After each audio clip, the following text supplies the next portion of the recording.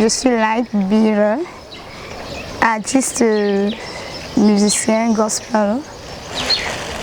Je fais également dans la pâtisserie et la décoration. Ma carrière commence en 2018. Oui, il est vrai que je faisais un peu dans les chorales, les différents groupes depuis plusieurs années, mais le Seigneur m'a appelé, bon, je suis entrée pleinement dans la chanson, la musique en 2018. Et j'ai été motivée par la grandeur et la magnificence de Dieu. J'ai cru dans les années, je veux dire en 2006. C'était lors d'une croisade, un homme de Dieu qui était invité. C'est vrai, moi je n'avais pas l'habitude de fréquenter les églises, bien que j'étais dans une famille chrétienne. Mais ce jour, je ne sais pas ce qui m'a pris, l'église était juste en face de nous. On avait déjà tout fait, la louange, tout était déjà passé, même la prédication tirait à la fin. Alors je me suis levée, comme la Bible le dit, c'est Dieu qui appelle. Je me suis rendue ce jour, c'est là où j'ai rencontré le Seigneur. Mon entourage a plutôt bien pris. Comme je l'ai tantôt dit, nous sommes dans une famille chrétienne. Je suis issue d'une famille chrétienne.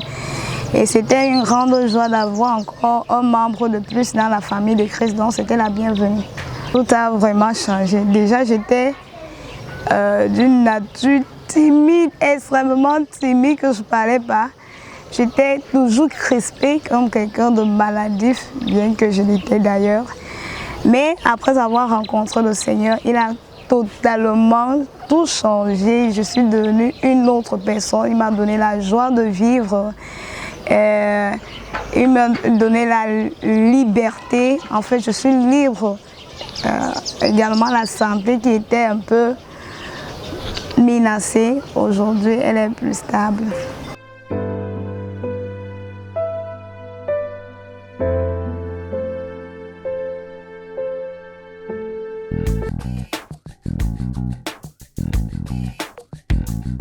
Comme je le disais tantôt, ma vie, c'est d'abord une expérience. Et s'il faut que je compte une expérience que j'ai vécue avec le Seigneur, alors, bon, que dirais-je? Déjà, je suis née, ma naissance, ma venue dans le monde était difficile. Donc même la science était pessimiste, n'était pas très sûre de ma venue. Et si je devais venir même, je devais avoir une paralysie quelque part, soit l'œil, la main, le pied, quelque chose devait être déformé sur moi. Mais le Seigneur, dans ses plans, il a fait autrement. En plus de cela, j'étais quelqu'un que le diable a failli utiliser dans la magie pour détruire les gens. Parce que moi, comme ça, vous pouvez me percevoir en train de faire quelque chose ailleurs. Et pourtant, ce n'est pas moi, c'est juste une image que quelqu'un a pris en train d'utiliser. L'ennemi a voulu m'utiliser ainsi. Mais quand j'ai donné ma vie au Seigneur, que je l'ai conté à mon pasteur, on a pris du temps pour prier.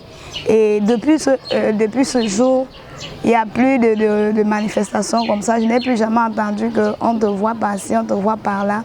Donc voilà déjà l'une des choses que le Seigneur a fait. Et c'est une expérience également que je peux partager. Ma vie a tellement d'expériences. Je suis née avec un gros problème que la science n'a pas pu régler. Je suis allée à l'hôpital dans les années en 2017. Oui. C'est là où j'ai vraiment découvert la grandeur et la magnificence de Dieu dans ma vie. Je suis partie à l'hôpital, on a fait la radio. Cette radio était tellement effrayante que le médecin même, il ne trouvait pas de mots d'expression pour pouvoir me dire ce que j'ai. Donc, il était dépassé en fait. Je suis allée jusqu'à Yaoundé, je donne juste en gros, hein, parce que c'est tellement de choses que je ne peux pas compter en détail. Arrivé à Yaoundé, le médecin, quand je suis montée sur la table, m'a mis ses appareils. Dès que je suis montée sur la table, elle s'est écriée sorcellerie. Qu'est-ce que je vois là? Elle est sortie en courant. Moi, je ne comprenais rien, j'étais complètement dépassée. Elle est revenue avant un groupe de personnes, son chef était inclus. Bon, ils ont commencé encore les examens. Le chef me demande, mais tu es normal, tu es simple. Je dis, ben non, je ne peux pas être simple, je suis 4 en 1. Est-ce que c'est possible que je sois simple? Il y a Dieu le Père, Dieu le Fils, Dieu le Saint-Esprit, en plus moi. Non mais docteur, vous-même, est-ce que je peux être simple? Bon, le docteur était dépassé. En fin de compte, le docteur m'a dit qu'il ne peut rien faire. Il ne peut rien faire parce que c'est tellement risqué que s'il tente l'opération, parce que le seul moyen qu'il peut y voir là, c'est l'opération. Et s'il tente l'opération, je peux laisser ma vie. Donc, il n'arrive pas, il ne savent pas ce qu'il peut faire, que je me tourne vers Dieu, je prie.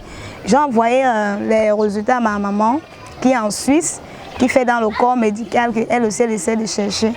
Quand elle a fait les recherches, le nom, j'ai oublié, je devais vous la donner. Elle m'a fait comprendre que ma fille, une telle maladie, on découvre quand on est petit, enfant, depuis le sein maternel. Et quand tu nais, on te suit directement. À l'âge dépassé l'âge d'enfance, tu meurs. Tu ne vis plus. Dans ton cas est spécial, tu vis sous la grâce de Dieu. C'est tout ce que je peux te dire, il n'y a plus rien à dire. Donc, j'ai fait le scanner. Dès que je suis revenue, le scanner disait c'est la tuberculose. Mais quand il regarde l'examen, il dit non, non. Ce que je vois là qui est énorme ne peut pas être la tuberculose. C'est tellement énorme que normalement tu devais déjà vomir du sang et être hospitalisé. Tu ne devais pas être à main de te déplacer comme je te vois là devant moi. Mais puisque le scanner avait déjà dit que c'est la tuberculose, bon, après m'avoir soumis aux examens de crachat qui étaient négatifs, alors il m'a demandé, il m'a soumis au traitement, je veux dire. J'ai commencé le traitement. Quand je l'ai commencé, c'est pas possible. C'est comme si je suis allée provoquer autre chose. J'ai failli mourir. Bon, je suis partie encore le voir. Il m'a fait comprendre que c'est pas normal. La tuberculose est l'une des maladies qui obéit tellement que si tu commences le traitement, il se calme. Donc ce n'est pas, faut pas être la tuberculose. Il m'a envoyé à l'hôpital des militaires, la garnison militaire, rencontrer un spécialiste là-bas. Bon, le spécialiste, après avoir consulté mes examens, il a d'abord pris la radio. Après, il est passé au scanner. Et quand il a vu le scanner, il a dit mais c'est pas possible. Qui t'a dit que tu avais la tuberculose? Aussi fait encore un examen. Dans cet examen, ça reflète parce qu'on disait suspicion d'un méga estomac. Et là-bas, il a retrouvé que mes organes sont un peu différents de tous les êtres humains, c'est un peu de partout. Donc, certains, on ne les retrouve même pas, comme le cœur. On sent bien le cœur battre, mais on ne sait pas où ça se trouve. Bon, ils m'ont dit qu'en fait, toutes les maladies qu'on qualifie là, tu n'as rien de tout ça, mais tu as un problème. Ce qu'on voit là, c'est ça qui cause tous ces malaises qu'il y a en toi. Et on ne voit même pas ce qu'on puisse faire pour toi.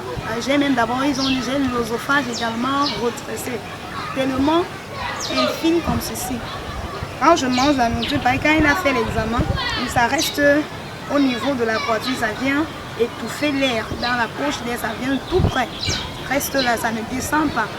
Donc il m'a demandé comment tu fais même pour vivre. Donc son miracle, il n'en revenait pas quand il voyait mon cas. Donc c'est un peu tout ceci pour ne pas aller en détail, mais pour faire comprendre que c'est la main de Dieu. Le docteur même a fini par me dire que, en fait ma fille, tourne-toi vers Dieu parce que ton cas est tellement délicat. On n'a jamais rencontré de pareil depuis qu'on est. Ils sont restés avec certains mes examens parce qu'ils ont dit qu'ils vont faire des recherches.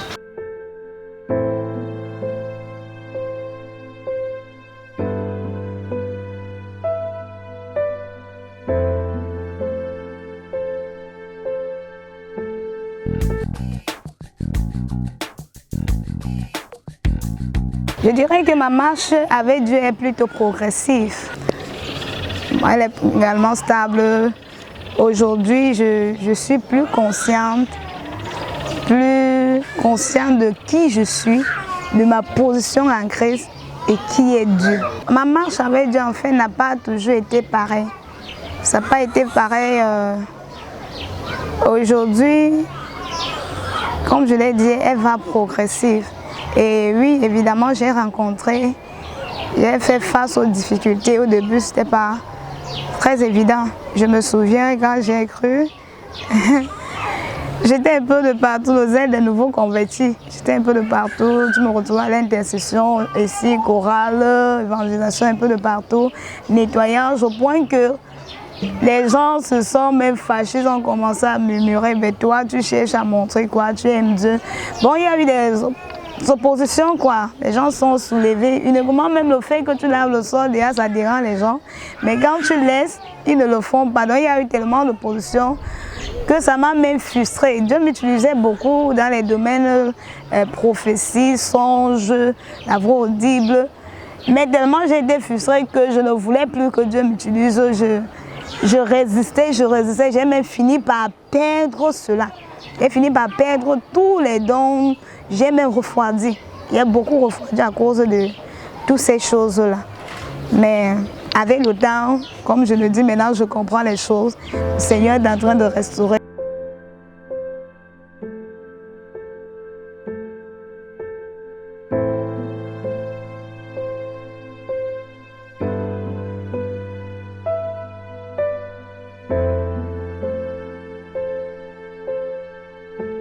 Je sais au travers de moyens de ma voix, la voix au travers du chant, de la chanson accompagnée d'une bonne mélodie. Et avant d'offrir à Dieu des paroles, parce qu'il faut que ce que je dis soit en accord avec ce que je suis, ce qu'il y a dans mon cœur. Donc je me rassure déjà que ma vie soit agréable à Dieu, que ce que ma bouche dit, mon cœur ne conteste pas avec ce que je dis. Déjà c'est ça, comme il le dit, d'offrir nos cœurs comme sacrifice vivant, agréable, de bonne odeur à l'Éternel. Bon, je me force un peu ainsi. Et dans l'activité autre, je me force également à donner le meilleur de moi à mes clients, de telle sorte qu'ils soient satisfaits et qu'ils nous reviennent encore demain.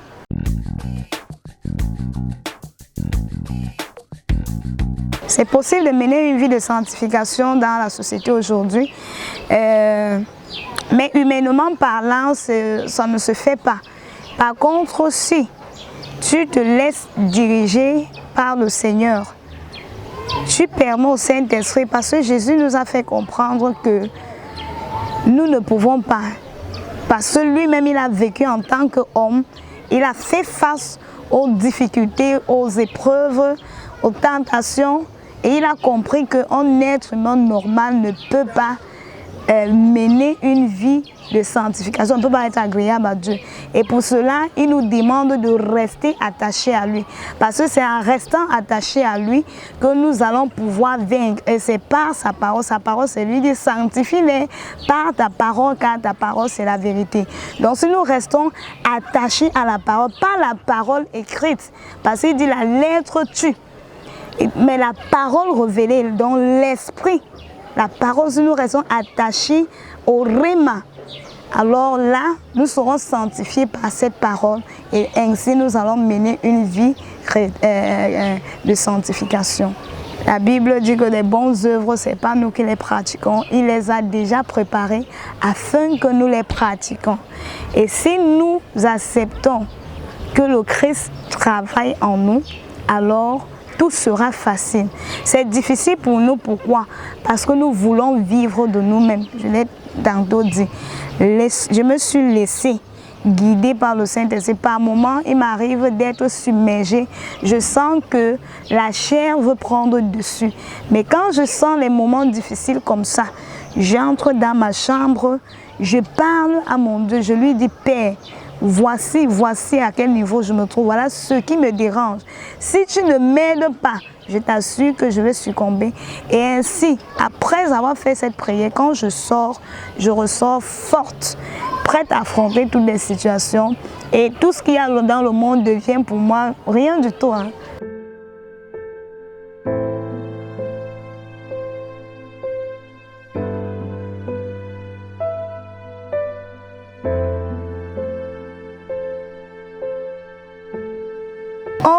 C'est tellement bénéfique de servir Dieu pour un être humain. Servir Dieu, cette question revient encore. Les disciples l'avaient posée au Seigneur Jésus-Christ. Ils ont vu tous les jours, ben Seigneur, nous sommes derrière toi tous les jours, nuit et jour. On monte, on descend, c'est seulement pour les pains. C'est quoi pour nous? Nous, on gagne quoi à te suivre? Donc cette question n'est pas seulement, ne date pas d'aujourd'hui. En quoi servir Dieu est bénéfique? Comme je l'ai tantôt dit. Je parle de mon expérience sur soit une transformation, une vie nouvelle. Jésus a dit, vous allez gagner dans ce monde-ci, dans ce siècle et dans le siècle à venir, la vie éternelle. D'abord, tu gagnes la vie éternelle. Et quand tu te mets au service de Dieu, la Bible nous fait comprendre que l'ouvrier mérite son salaire. Donc quand tu prêches l'évangile, c'est cet évangile qui doit te nourrir. Raison pour laquelle il a dit aux disciples de ne rien prendre quand tu sortes pour aller, quand tu les envoies en mission. Donc quand tu te mets au service de Dieu, Dieu se met à ton service. Il dispose tout pour que tu ne manques de rien. La santé, il te donne. La sécurité, il te donne. La vie, il se rassure. En fait, il te donne tout le nécessaire pour pouvoir accomplir la mission qu'il t'a assignée. Pour les personnes qui vous regardent, quels conseils est-ce que vous pouvez leur donner, en particulier les jeunes? Bon, pour ceux qui me regardent, qu'est-ce que je peux bien leur dire, donner comme conseil? Bon, je vais simplement leur dire, peut-être toi, le Seigneur t'appelle depuis en son service, tu tournes, tu dis non, je ne suis pas capable, si tu donnes toutes les raisons, parce que tu te dis que être au service de Dieu, ce sont les minables, ce sont les pauvres, les mendiants. Non. Je vais dire, être au service de Dieu, c'est un privilège. C'est un privilège de servir Dieu. Parce que quand tu te mets au service de Dieu, je ne veux plus y revenir parce que j'ai déjà dit. Mais je te conseille de le faire parce que c'est la meilleure chose. Et toi qui me regardes, qui es jeune, tu te dis que tu es jeune et cette affaire-ci, là, ce n'est que pour les vieux. Je vais te dire, détrompe-toi. C'est même avantageux de servir Dieu quand on est jeune. Vous pouvez le trouver, il y a le plus grand sage, le plus grand roi. Il a vécu, il a été jeune, il a vécu, il a touché tout ce qu'il a touché dans ce monde-ci. Il a fini par comprendre que tout est vanité. Et il a dit, jeune, toi pendant que tu es jeune, souviens-toi de ton Créateur. Parce que les jours viendront où tu ne pourras pas. Donc c'est maintenant que tu dois le servir. C'est maintenant. Peut-être toi tu vis une situation, tu penses que non, Dieu t'a oublié. Je vais te dire non. La Bible dit, je ne comprenais pas ce passage. C'est Romains 8, je pense verset 26. Mais il nous fait comprendre tout concourt au bien de ceux qui aiment Dieu. Je ne comprenais pas ce passage, mais ma vie, quand je suis allée à l'hôpital et les médecins m'ont fait toutes ces déclarations, j'ai compris que chaque chose que le Seigneur fait a un plan. C'est pour attirer sa gloire.